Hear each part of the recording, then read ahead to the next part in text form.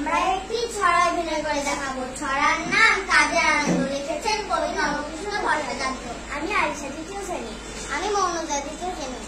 মৌমাছি মৌমাছি কোথা যাও নাচি নাচি, দাঁড়াও না একবার ভাই, ওই ফুল ফোটে বনে যাই মধু আহরণে, দাঁড়াবার সময় তো নাই।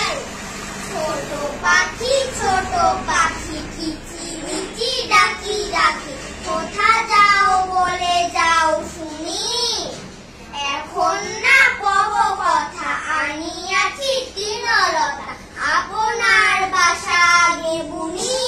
পিপিলিকা দল বল সারি একা, কোথা যাও যাও ভাই বলি, শীতের সঞ্চয় চাই খাদ্য খুঁজিতে চাই, তবে পায়ে পিল পিল চলি। ধন্যবাদ তোমাদের, ধন্যবাদ। দেখি এখন একটু